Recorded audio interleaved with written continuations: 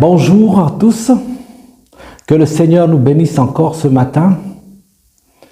C'est une semaine qui s'ouvre encore devant nous et nous allons remettre cette semaine entre les mains du Seigneur. Je vous invite à lire ensemble un passage de l'évangile de Jésus-Christ selon Matthieu,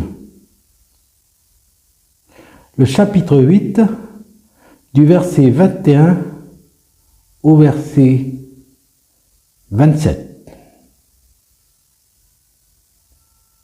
Ceux qui me disent « Seigneur, Seigneur », n'entreront pas tous dans le royaume des cieux, mais celui-là seul qui fait la volonté de mon Père qui est dans les cieux.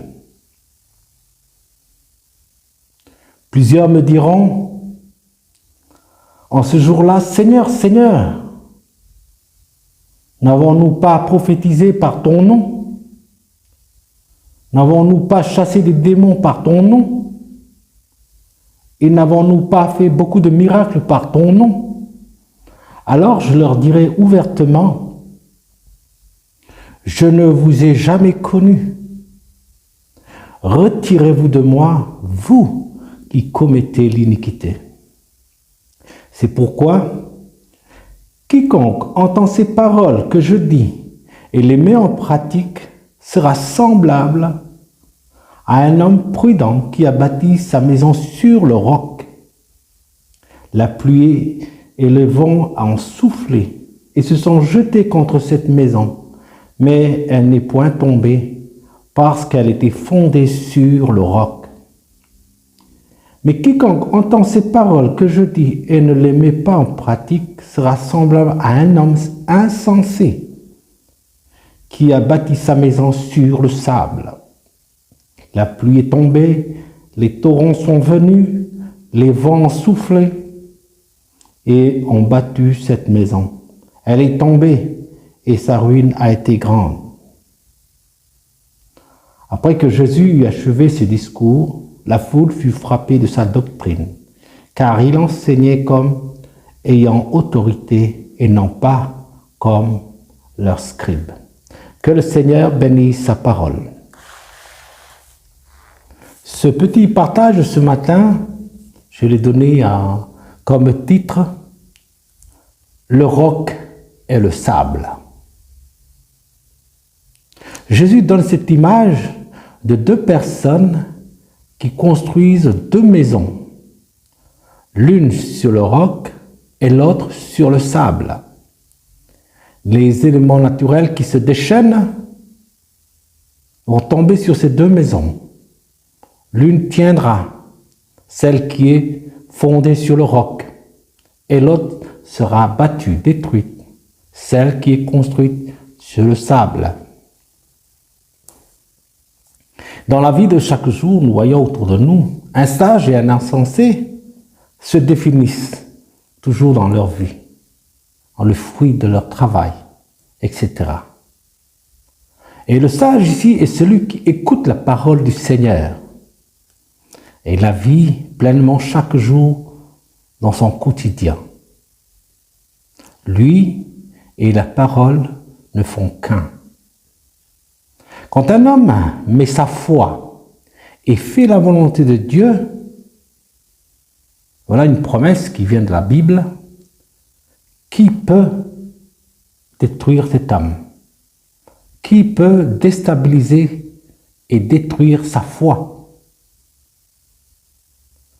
Les épreuves, comme ces éléments naturels, ou encore beaucoup de choses peuvent venir secouer, bousculer la foi de chacun de nous,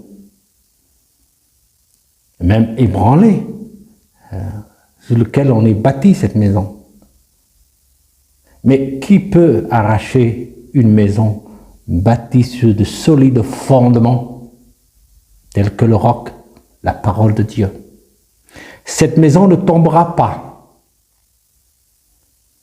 C'est une exhortation pour chacun de nous.